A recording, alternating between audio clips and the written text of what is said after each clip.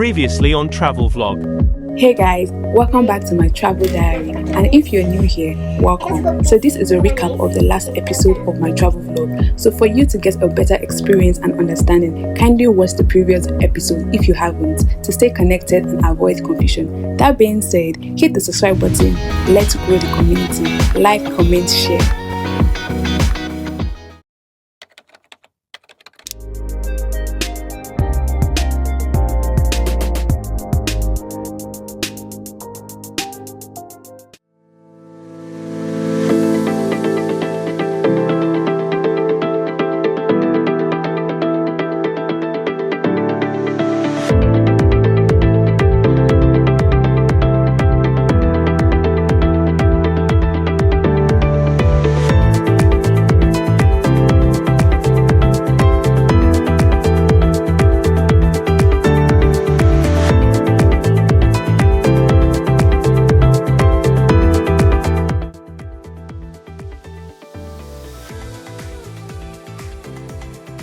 Everybody, and welcome to the home of the reigning back-to-back English Premier League champions and holders of the 2022 Ballon d'Or Club of the Year.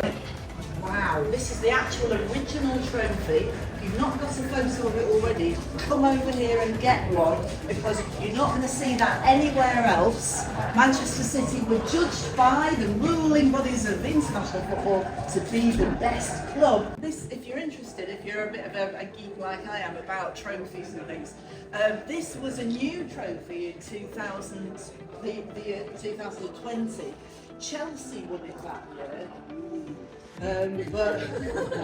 But it found its rightful way to the Etihad after that, and at the moment I'm looking around, I can't see anybody else who's likely to take it off us, so fingers crossed we might be back to back with another trophy. That would be pretty special, wouldn't it?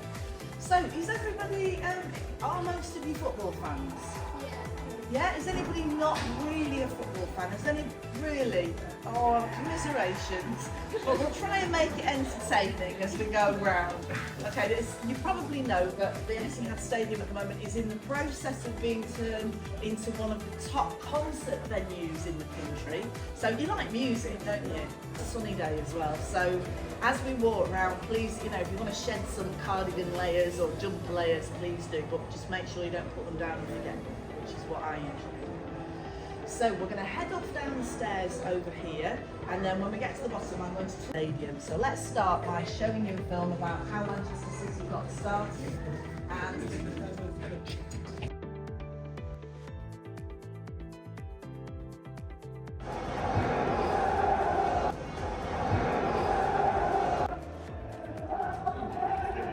Match day, 10 minutes to kick off. The Etihad Stadium, home of the citizens, a global club. But of course it wasn't always like this. At Manchester City we never forget our humble beginning, and we remember the work, commitment and belief that has brought us to where we are today. At the end of the 19th century, Manchester was the industrial heartland of the United Kingdom. The parishioners of St Mark's Church, inspired by the work of the Connell family, believed that forming a football club would do something to alleviate conditions within their local community. As the team developed, success on the pitch quickly followed, and in 1887, under the name of Ardwick AFC, the club turned professional, moving to their first permanent home, Hyde Road. 7 years later, in 1894, led by Joshua Palmy, the members of Ardwick AFC came together to establish a new club. This was to be a club for the people of Manchester. After 10 years, the team won their first trophy, the 1904 FA Cup, and returned home to a parade through the city, the likes of which had never been seen before. The anticipation and excitement was palpable. The streets were filled with thousands of people, young and old, from every background, all of them there together to catch a glimpse of their heroes. The citizens had arrived. The city moved to a new stadium at Main Road. It would prove to be a catalyst for future success. Regularly challenging for league and cup titles and playing in front of record crowds, loyal support from fans helped to propel the team to victory in the 1934 FA Cup. And 3 years later, in 1937, the club secured their first league championship win. The Second World War and its immediate aftermath were testing times for Mancunians. Manchester City welcomed former German paratrooper and prisoner of war Bert Trautmann to the club. Bert became a major hero in post-war Manchester, demonstrating a desire to build bridges. It's the cup final, the greatest match of them all. Manchester kick off. Trautmann's down. He's injured. But the crowd can see his neck is hurting badly. Trautmann's game as ever. Injured or not, he's determined to pull his weight. Trautmann played the rest of that final to the broken neck. Can you imagine doing that now? But over the next 10 years, Manchester City struggled on the pitch. With the arrival of Joe Mercer in July 1965, Manchester City would embark on a period of unprecedented success. In 1968, the club were crowned league champions again, and followed this with 2 further domestic trophies in the FA Cup and League Cup. During this time, under the management of Joe Mercer and assistant Malcolm Allison, the club also secured its first European trophy, the Cup Winners' Cup. Manchester City continued to compete in the league and cup competitions throughout the 1970s, but as the club moved into the next decade, it fell on harder times, suffering a shock relegation in 1983. Support from the club's fans didn't waver. They continued to be as passionate as they had always been. Young local players were developed within the club's youth system. City in the community, the club's foundation, was launched, and shortly after this a new women's team was established. All of this, and a yellow banana craze that swept through the stadium, demonstrated the unwavering spirit of the club and its fans. Manchester City find themselves facing the worst day in their history. Towards the end of the 90s, the club reached its lowest point. Manchester City are going down. But this club, just like this city, is built on resilience. In disappointment would come regeneration and desire.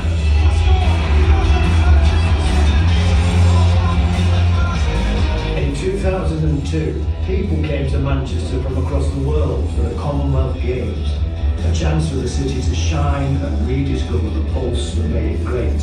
The city was changing, new developments, new industries were fueling regeneration. Manchester was back, and it was quite a show. After 80 years, it was time to say farewell to Main Road and move to a new home that would go on to become known as the Etihad Stadium, a moment to reflect on a lifetime of football.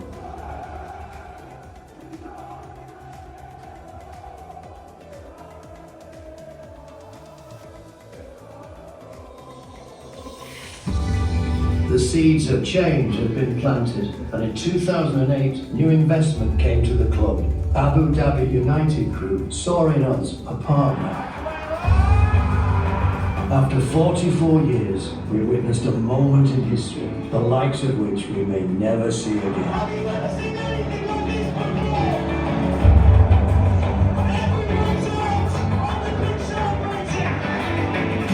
And following their relaunch in 2014, success for our women's team quickly followed with victory in the FA WSL Continental Cup. The path we had travelled, our heart and soul. Together we build for the future, for the players, for the fans, and for the community.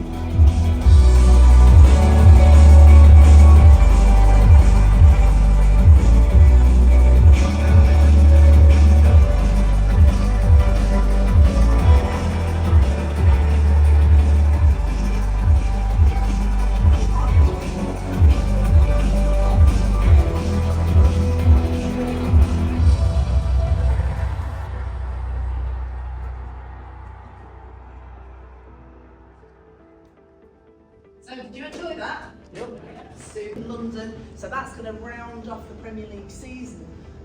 But it means that we can start doing things in the stadium that we do during the summer. Our stadium doesn't belong to us, it doesn't belong to Manchester City. It belongs to a consortium of different people, but led by Manchester City Council. So the Metropolitan Authority that's over this area owns the stadium. We pay £4.5 million a year to allow that stadium to be used by us. It's on a lease for 250 years.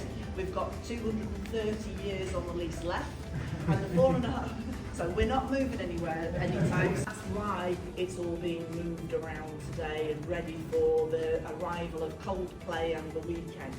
So we're going to show you a slightly different route. I'm sure most of you know, in fact all of you know, it's a slightly different route today from usual. But the upside of this is that you're getting to see an area that we very rarely show people. It's the Chairman's Club. And the Chairman's Club is where our owner, Sheikh Mansour, and his group of people, the people around him in Abu Dhabi, and the very closest supporters of the family, I was going to say, of the club, they go into the Chairman's lounge. You're going to get a chance to do that. So I hope you're going to take lots of photos, because if you talk to friends who've done this tour during the season, they won't have it. So come this way. Chris is going to count you as we go out.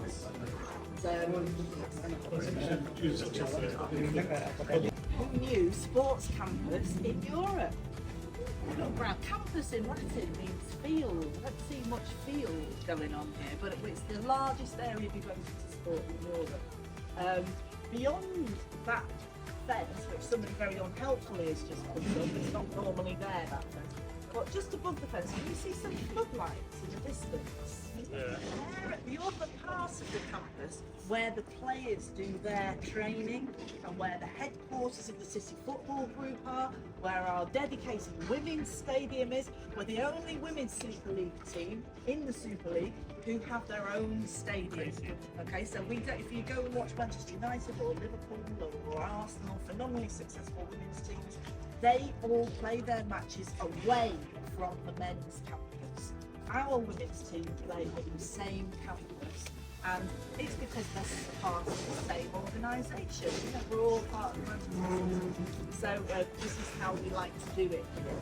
All the headquarters of our club and our sister clubs around the world are all over there. So with, you know, people who are running things in Australia, in India, in South America are all rubbing shoulders and shoulders together there. Obviously in the local areas they do things their own way, but the nerve centre is together over there. So it's togetherness, being part of Manchester City is what we're about. We're not just about a franchised organisation. You know, it's all together. We're all keeping in step, playing the same beautiful game, the same beautiful way together. So City will be playing, I'm sure you know, a couple of very big games over the next coming weeks, but they'll still be coming back and doing their training over at the City Football Academy. And that part of the campus, City actually do own. That area, we're very lucky, we've got 16.5 full-size pitches, half a pitch for Dre out of his area, doesn't he? And given half a chance, he'd be playing in midfield. But we restrict him to a half pitch over there, 16 full-size pitches, so we can replicate grass conditions anywhere we're playing. We can have pitches open to the local football clubs and local people. They can use the facilities over there as well as clubs from Girona and India and wherever coming over and doing their training with City. So that's where it all happens over there. And as I said, we own that. It was opened in 2014 and it cost then £200 million. So 2 Jack Grealishes in today's currency. So there you go, that's what happens over there. But on a day-to-day basis, what happens is that the players arrive over at the headquarters, usually around about 9:30, somewhere between 9 and 10, depending on what the schedule is, and they will have a light breakfast together. Everything that they do, every piece, every morsel of food that passes their lips is nutritionally balanced. So no rubbish carbs, you know, they have to eat the right stuff, the good stuff, and they have nutritionalists, experts who make sure that they're only intaking the right foods for their body's needs. That's why we don't have a fatness problem at Manchester City, because everything is very carefully balanced. Okay, so that's what happens when they arrive. They do some training, and then a big occasion is when they all sit down and have lunch together. Pep Guardiola, in his early days here, introduced a ruling that nobody is allowed to have a mobile phone when the team is, or the club, all the staff together are eating. It's like a family occasion. Everybody's sharing their information, sitting, enjoying each other's company. It's very off-putting if you've got somebody sitting there on a phone. So they're not allowed to use their phone, and there are fines if anybody does that. There are also other rules that City stick to very closely. And I'll tell you another rule when we get to the home team dressing room that Pep enforces very strongly. I don't want you to think this is a very rigid, bound, sort of environment. It isn't, as long as people are doing the right things and looking after each other. And the rules that Pep has are for everybody's togetherness. So one of them is about the mobile phones, one is about the language that they speak, and I'll tell you more about that when we get to the home team dressing room. So we're going to go now to West Reception, which is where the players arrive on a match day. Okay, so let's head off in that direction.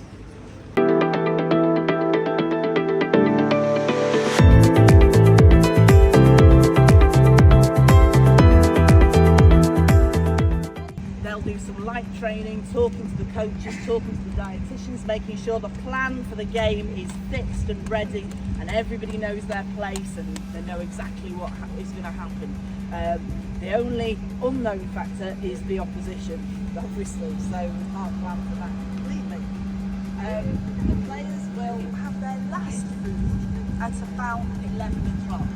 Very important time, has to be observed if it's a 3 o'clock kickoff, because and you probably know that if you eat, you get the best value of all the nutrition that you've eaten about 4 hours after the meal.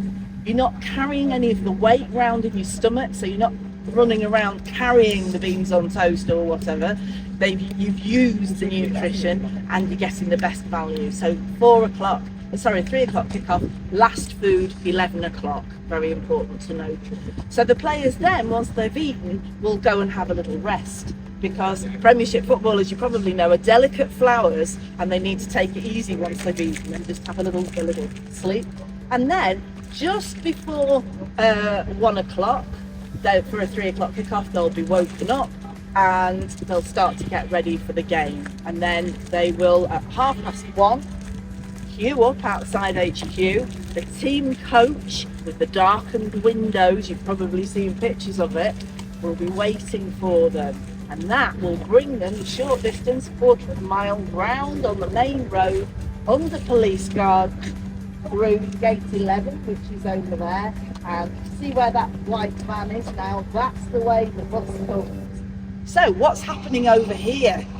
Well, we've got what I can think is at the moment, the most exciting free party in Manchester that anybody can get involved with, and anybody can come along on a Manchester City match day and stand outside these railings here and welcome the players. So even if you don't want to watch the football or you can't get a ticket, you can still come and watch the players and give them a big cheer as they walk up the blue carpet to the football. And it's a lovely experience. It's something that City are doing uniquely. Nobody else in the Premier League does this. And we even have our fantastic mascots here to welcome the players. Does anybody know what our mascots are called and what they look like? Any ideas? Anybody? We have Moonbeam and we have Moonchester from the planet Blue Moon. You know when we sing that song Blue Moon, that's where our mascots come from. So look out for them when you see any photos. They travel with the club all over the place and bring us good luck wherever we go. So they're standing waiting as the players arrive, and then the players are announced by the DJ. The music's hitched up to 120 beats a minute, and you know what that does to your heart rhythm. Everybody's excited. players walk down the blue carpet and everybody cheers. So just for that few minutes as they walk through, it looks like a Hollywood reception, but on a better coloured carpet. So, we don't want to waste our time with red carpet around here. So the away team get this level of excitement when they arrive. You think they do? No, you're right, they don't. You see where that hedge is there? Just on the other side of the hedge is the underground tunnel where all the deliveries to the stadium come in, and the away team. So they come in the same way as all the toilet roll and the food deliveries, and the referee comes in that way as well.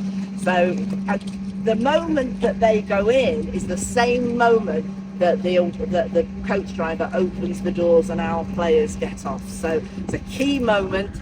Some going up and through the excitement of the being cheered, some going down into the bowels of the earth and disappointment. So we're going to walk in this way. I'm not going to make you walk in that way, don't worry, we're all at home today. So we're going to walk through into the Colin Bell stand, and then I'll tell you a little bit about that.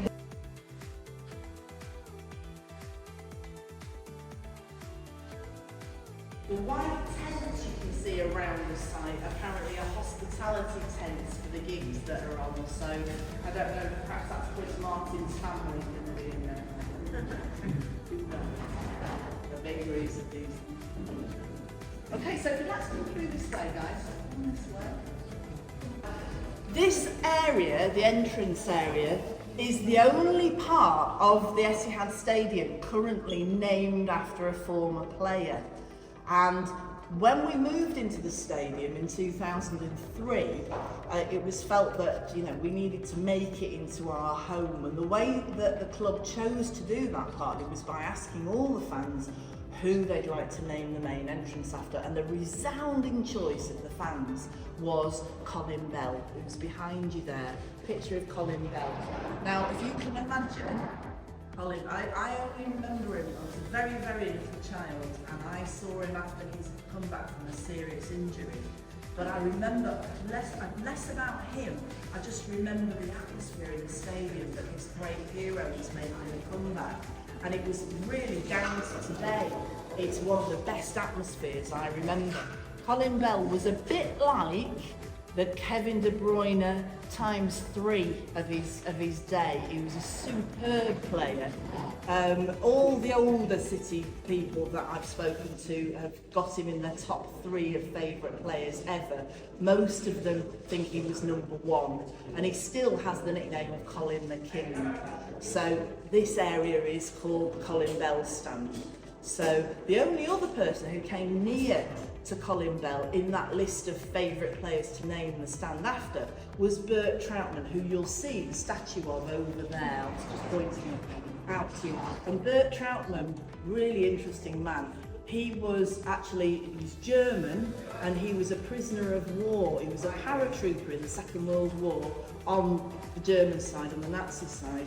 And he was captured 3 times. The last time he was captured, he was kept in a prison camp not far from here.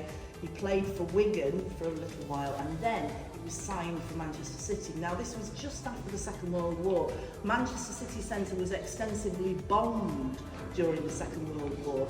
So Germans like Bert Troutman, who were connected with the Nazi Party, were not popular at all. And we also had a very large Jewish contingent who were fans of Manchester City.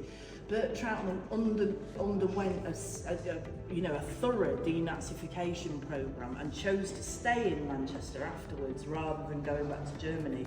But it still took the intercession of the chief rabbi of England to tell people to accept him in the spirit of future cooperation. And Bert Troutman eventually was awarded the MBE by the Queen for his services to reconciliation, because he recognised what he'd done was wrong, and he worked for the rest of his life for the betterment of everybody's lives through sport. If you want to find a really interesting film called The Keeper, and if you want to find that on Amazon Prime, I can highly recommend it, because it's not just about him, it's about the development of the football club as well through the 1950s. So let's carry on upstairs and a bit more about our history upstairs.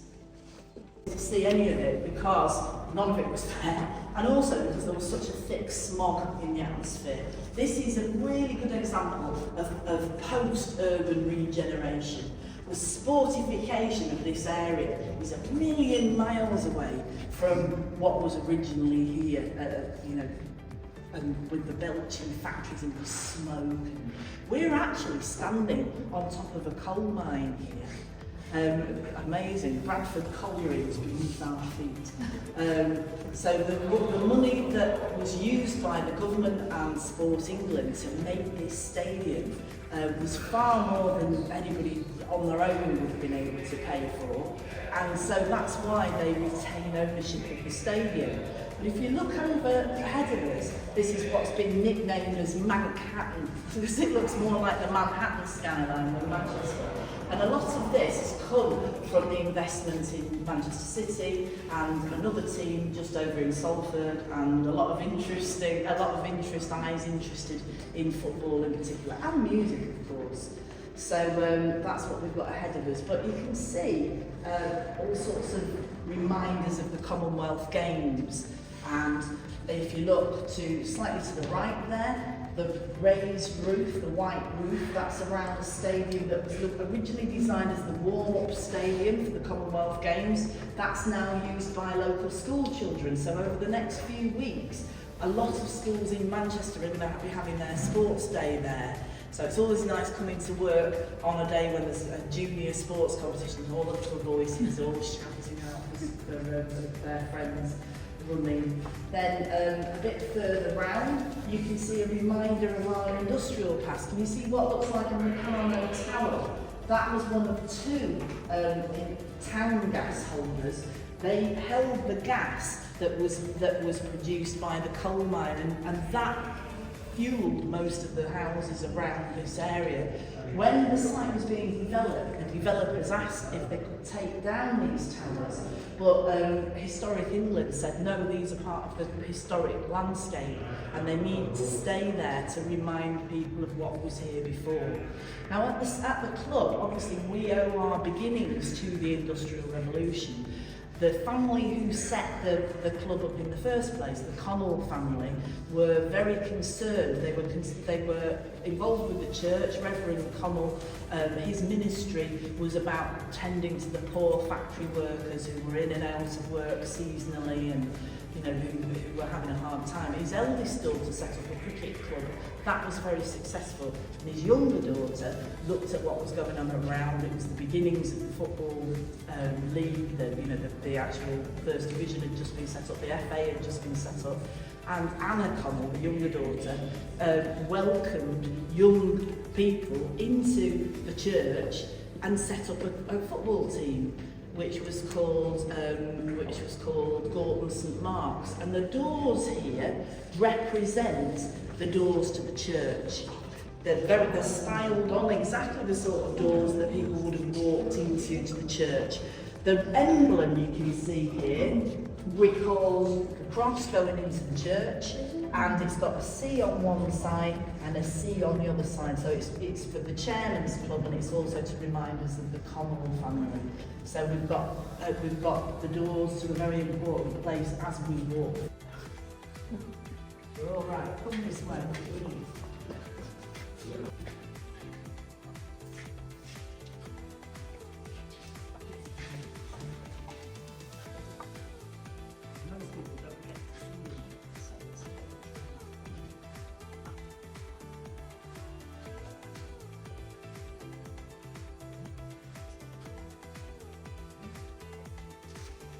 Normally you wouldn't get to see them here, so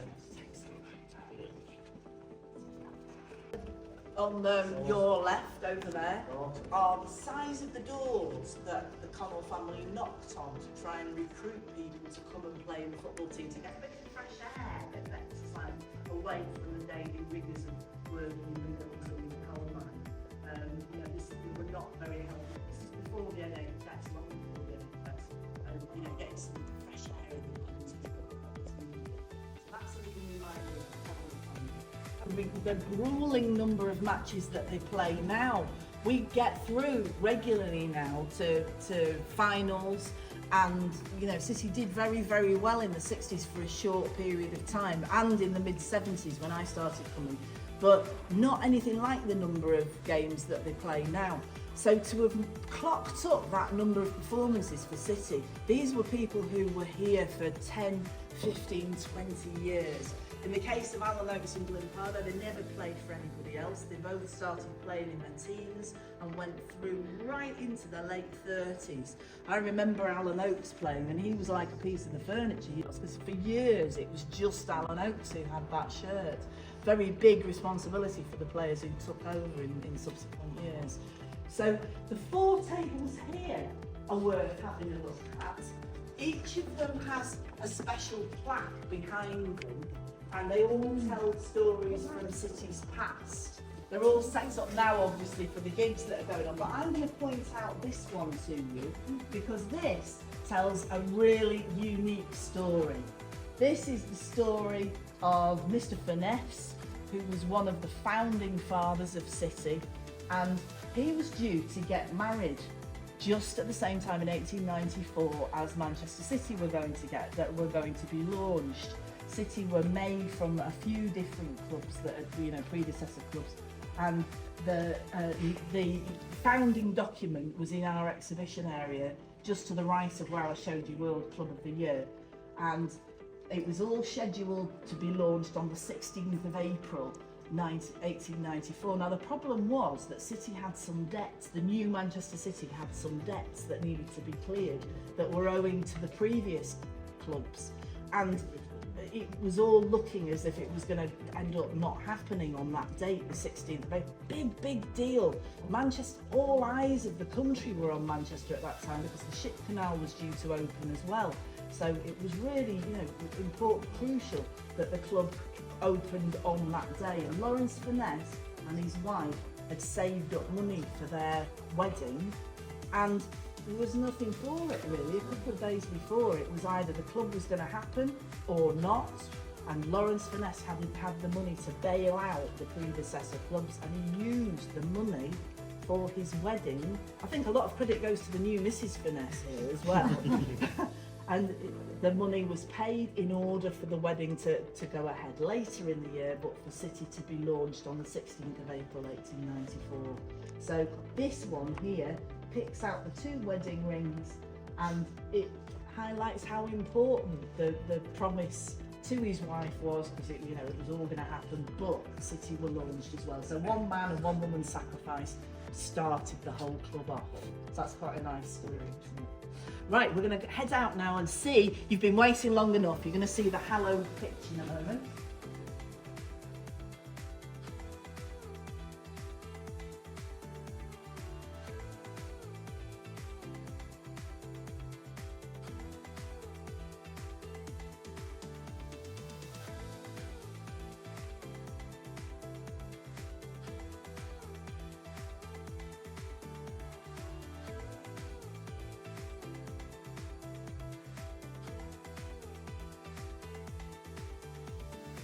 Are doing their work, and the players usually are below ground. So how does that happen? Well, if you think about when you came into the stadium, we were at ground level. If we'd gone down below, we'd have gone to the pitch. So that means the pitch is below ground. And in fact, ground level is just, if you look round at where that black ribbon is that has Etihad Stadium written over the other side, that's just at the bottom of that is ground level. At the top of the bank at the bottom level, that's ground level. So the playing surface was at ground level. And then in the summer of 2002, after the games had finished, the first thing that happened was the temporary stand to our left was demolished, and that allowed huge earth moving equipment, even bigger than these cranes, huge earth moving equipment came in, dug down, and it revealed all of the area that now has seats in it, and below the ground level, and we were able to put a new playing surface in. And in fact, the earthwork went below the pitch level, because below that pitch level we've got a reservoir where we're able to keep water, so that we don't need, when we're watering the pitch at the Etihad, to put the mains tap on and use water. We're able to just use the water that's collected in Manchester. We're famous for rainwater, after all, and Pep Guardiola, amongst other talents, is the only Premier League manager who can make the rain go upwards. And that's what happens when we water the pitch at the Etihad. So as you look at all of this work now for the Commonwealth Games, only our stand that we're now in and everything above it was here. Okay, so for the Commonwealth Games, 38,000 were here. The area that's covered up over there will be, over the next couple of years, it's going to be developed into a new stand, and we're going to go up beyond 56,000. We're going to go up to 62,000, and we'll be one of the biggest stadiums in the country, and we'll be going past the magic figure of 60,000, which means that we can compete for staging. Which game do you think we would love to hold at our stadium? We're going to have to go to Istanbul for this game in a couple of weeks. The Champions League final. Champions League final. So in future, once we've got our extra seats, we're going to be able to put into the Champions League final. How exciting in the future would it be if we managed to get into a final and we're holding it at home? So that's what we're hoping might happen. So fingers crossed, lots of wishing for the future, and maybe that will happen. Do you think you might come and watch us if we're in the Champions League final here? Yeah? Yeah, I think you probably would. Yeah. You'd come back, wouldn't you? Champions League. Yeah. Who knows, you might even be in the team.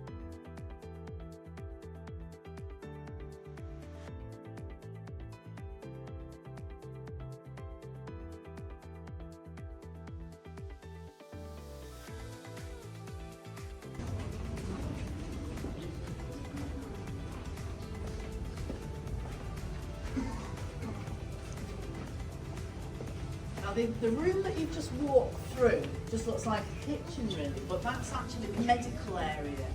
And what we'd most be interested in normally is the fact that there are 6 medical beds, all of that sort of thing. But okay, right, we're all through. And then there are some little clues about who uses which equipment. You'll be able to see if it, for example, look at the heights of the bikes, you'll be able to work out who uses what.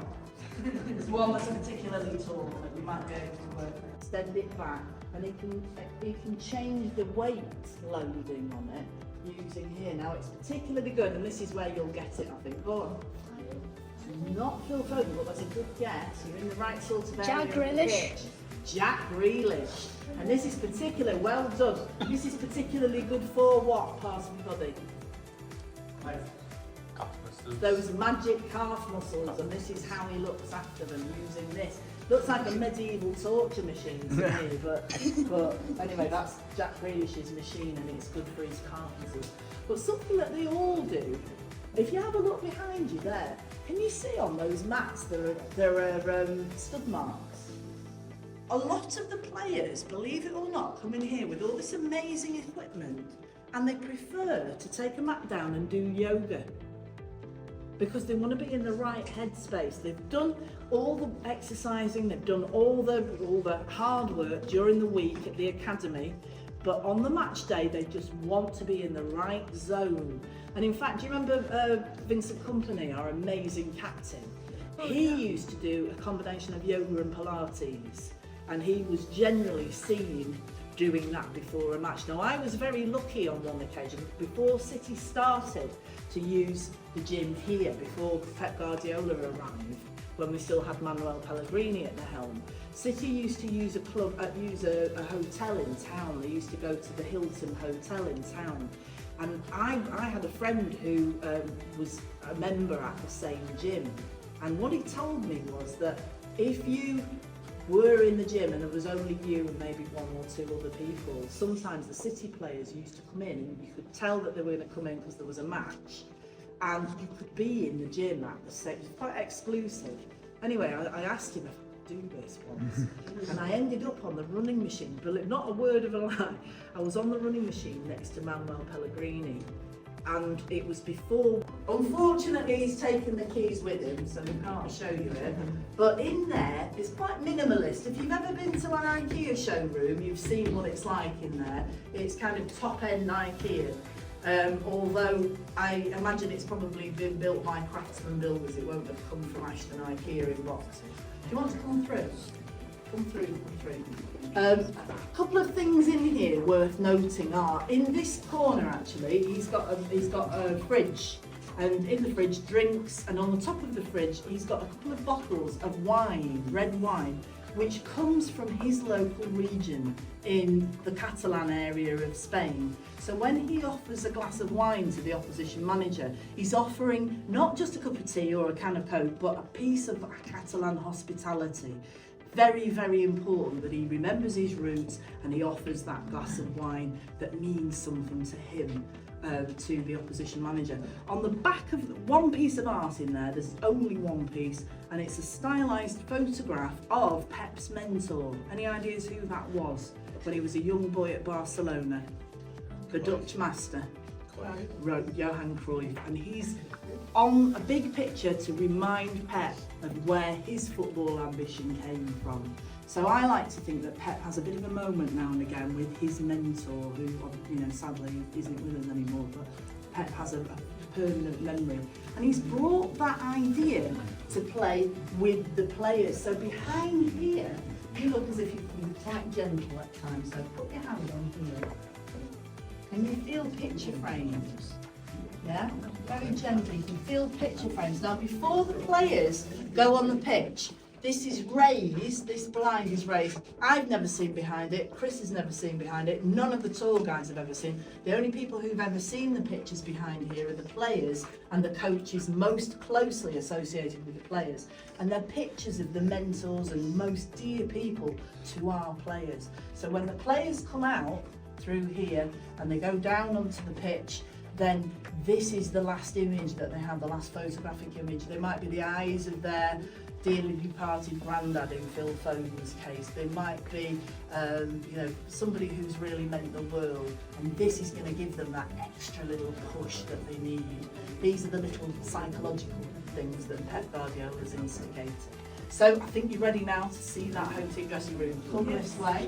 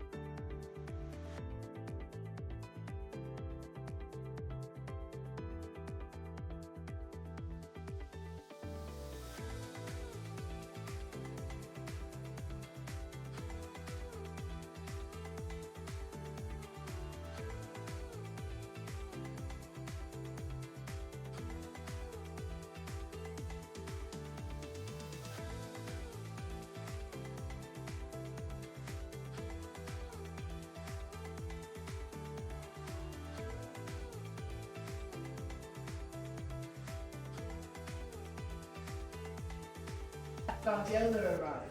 It was, believe it or not, the first round dressing room in the Premier League. Nobody thought of doing it before, But it's amazing, when a good idea hits, everybody wants one. And now several other clubs have planned and built circular dressing rooms. So advantages of a circular dressing room. Anybody want to tell me what they think might be the advantages of a dressing room like this? You can dress everybody, can't you? Yeah, absolutely. Just like I'm doing now, I'm able to see everybody, and there are more than players on a match day. There are 25 seats, and there are, between our group and George's group, there are probably around about 40 people in here at the moment, so 15 more than there would be on a match day. But you can see everybody, no hiding place. And that ethos of Pep Guardiola's of inclusivity means that the only language that you can speak in here, that's allowed to be spoken in here, is English, absolutely. And this idea of Pep Guardiola's comes directly from Johan Cruyff at Barcelona, when he was obviously a Dutch speaker, and it's often been said, have we got any Dutch people amongst our group? Yeah, you guys have often been told, and I've heard it repeated, that you're the linguists of the world, you're the world interpreters. So Johan Cruyff was very much in that tradition, and at Barcelona, only the local language, only Catalan Spanish was allowed to be spoken in the dressing room. And Pep Guardiola appreciated that, and he understood the reasons for it. Even though there were amazing players from around the world, everybody had to speak the local language, which meant that the local staff coming in and out were excluded, and it was something that Pep brings that idea to the way that City work. Even Dan, a friend of mine, is a hostess in Pep Guardiola's family's box, and she speaks a little bit of Spanish. She's learned over the last few years, and when she walks into his family's box and the family are all talking away to each other in Catalan, they stop and switch to English, because they believe, it's the local club and local person coming in to do the job, and they don't want to be talking over her head in another language. So he really does walk the walk. He doesn't just talk about it, he's all about inclusivity. When he was at Bayern Munich, he used to speak German to the players, and I expected the same at wherever he's been. He was in Italy for a while, but he wasn't in charge there. So it's an ethos that I think we can all understand and respect. It even goes as far as the doors on the lockers retracting. So you can't open it and then hide behind it if you've had a bad game. The doors actually fully retract. So very good design. Now, the players all sit in this order because Pep Guardiola originally worked out who sat where.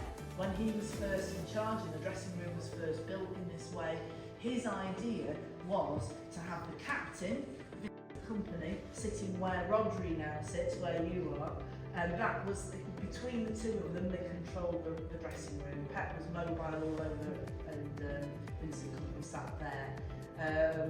Fabian Delph, who you might remember, used to sit where Kevin De Bruyne sits, and he was a real, a rallier of the troops. So between the three of them, that was what got City going in the early years with Pep Guardiola. But times change, faces change, and Sergio Aguero, who used to sit where Jack Grealish now sits, has given way in the same week actually as Aguero left. Grealish joined us, so that's now very much a focus in the dressing room. But we've got some amazing players who can rally the troops themselves. Gundogan is a real leader and a good choice for captain, so he's over on this side. Ruben Dias Stadium, another great European stadium. If you look around, you can see the what's left, reminders of the Commonwealth Games. You might be able to see a window.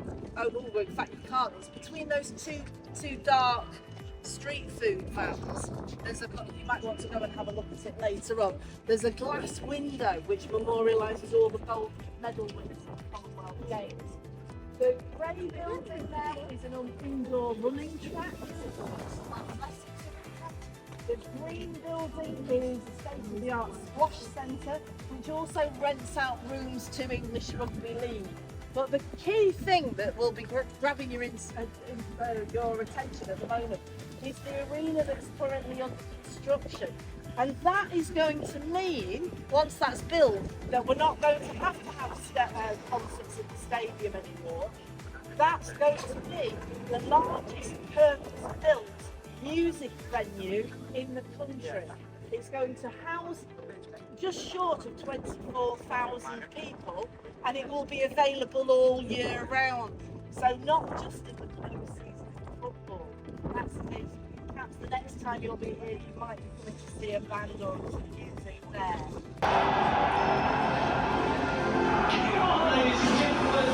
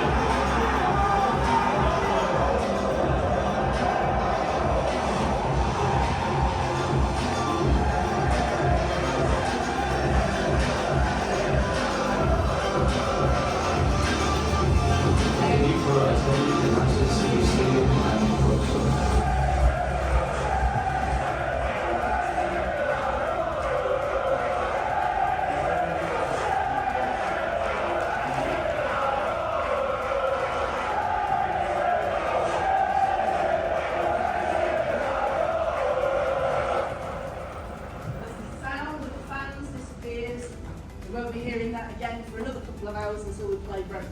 So, that's the end of the tour. Have you enjoyed it? Yeah.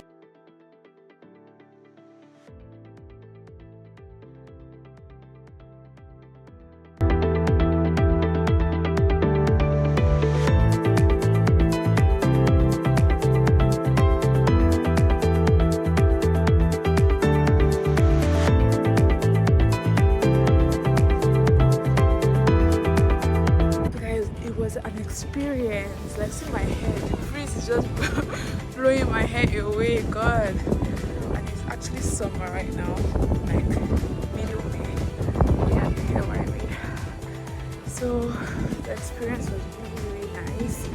I urge you guys to come along if you have the opportunity to, and check it out yourself. And who knows, you can get like good offers that I didn't get. So yeah, that's about it.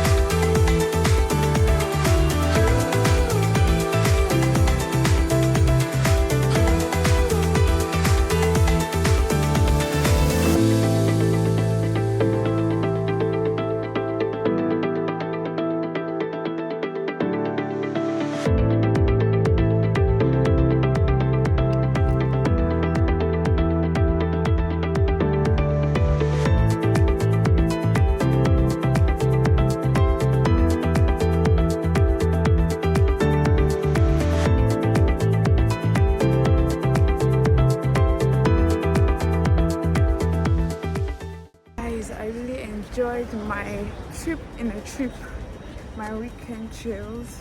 So I'm back home, or rather I'm back to Luton. So I'm heading home right now. It's a bit chilly right now, but I will survive. But before heading back, I think I'll have to get like food or snack or something.